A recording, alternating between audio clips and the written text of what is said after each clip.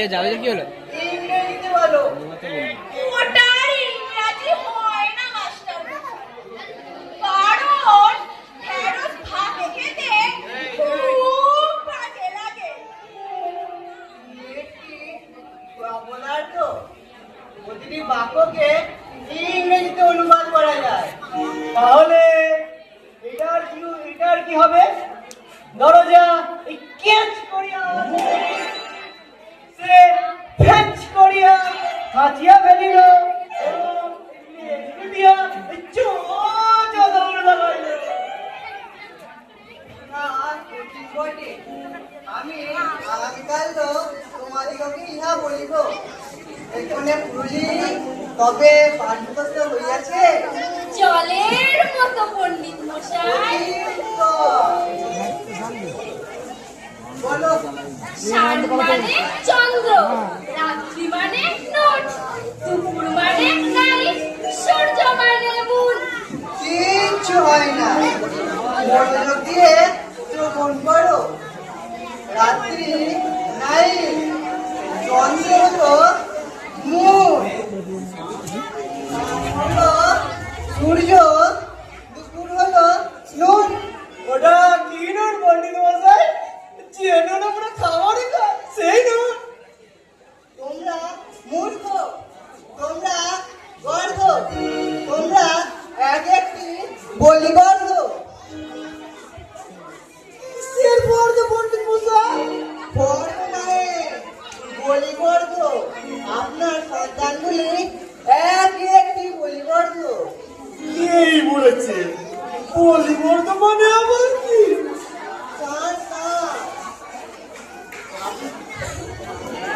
সকলকে রাজ্যপুত্র করিয়া আপনি সন্ন্যাসী হইয়া হিমালয়ে চলিয়াছেন, লজেতে আপনি শান্তি পাইবেন না। হিমালয়ে যদি যেতেই হয় একা যাবো না। না না, আমি আপনার সঙ্গে যাইতে পারিব না। আমার সন্ন্যাসী হইবার বিন্দু মাত্র ইচ্ছা নাই। দূর মশাই, আপনার কথা কে বলেছে? আমি বলছি এই ছুঁচাটার মাথা এক একটাকে ধরে মাথা নেড়া করে গাছের উপর টাঙিয়ে দিয়ে তবে আমি সন্ন্যাস নেব, নচেত নয়। সুজারা বল তো দেখি অস্থির ইংরাজি কি? হস্তি, হস্তি, হস্তি, হস্তি ইংরেজি হলো গিয়ে হ্যান্ডি।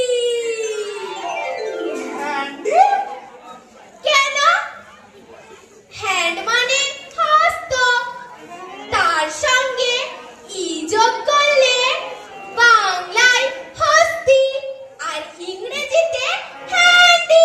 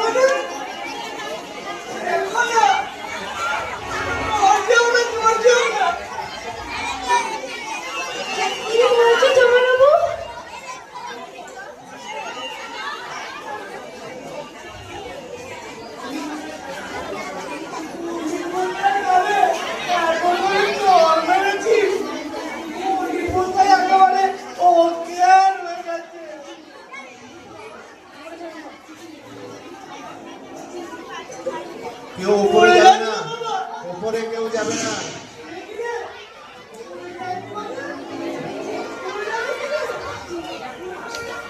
বলছি এই দড়িটা ওর সঙ্গে কমালের সঙ্গে অ্যাডজাস্ট করুন বাবার সঙ্গে, হ্যাঁ মিডিল দড়িটা সত্যি জাম্বা চেয়ারে যেটা টপটা কেমন ছড়ফুটে চেয়ারে যেটা আছে ওইটা বলবো, ওটা যারা দড়ি নেই